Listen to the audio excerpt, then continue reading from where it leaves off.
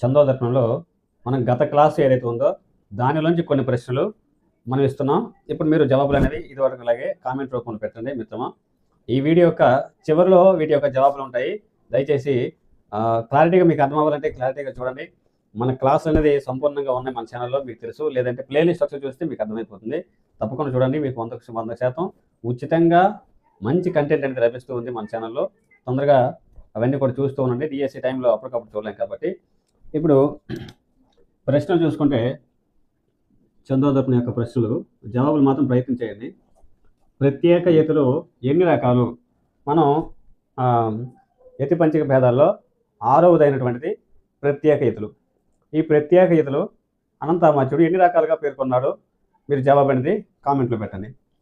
అలాగే అప్పాదులతో వేసే యతి పేరేమిటి? ఆ యతిలోని అప్పాదులు అక్కడే ఉంది పదం, జవాబు మనం పెట్టవచ్చు. అప్పాదులతో వేసే యతి పేరేమిటి? మూడవ ప్రశ్న అండి, నామాఖండ యతి అని దేనిని అంటారు? అఖండ యతి వేరు. అది అఖండ యతికి ఇంకో పేరు రకరకాలు చెప్పుకున్నాం మన క్లాస్లో. ఇది అఖండ యతి కాదు,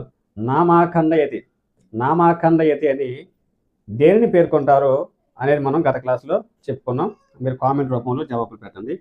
అలాగే 4వ ప్రశ్న, ప్రభుయతి అని ఎవరు పేర్కొన్నారు? ప్రభు నామాంతయతి వేరు, ప్రభుయతి వేరు.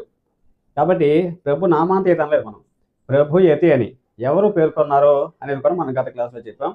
మీరు అన్నింటిలో కూడా 4 ప్రశ్నలు కూడా జవాబులు పెట్టడానికి ప్రయత్నం చేయండి. ఒకవేళ జవాబులు తెలియకపోతే ఇబ్బంది అవసరం లేదు.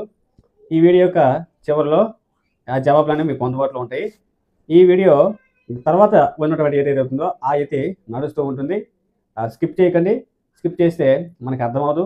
కాబట్టి క్లారిటీగా ఒకసారి నీట్గా ఆలోచించండి మిత్రులారా. అర్థవంతంగా ప్రతి యతి కూడా స్పష్టంగా క్లారిటీగా చెప్పుకుంటున్నాం ప్రతి క్లాస్లో, ప్రతి వీడియోలో కూడా. ఇక ఆలస్యం చేయకుండా క్లాస్లోకి వెళ్దాం.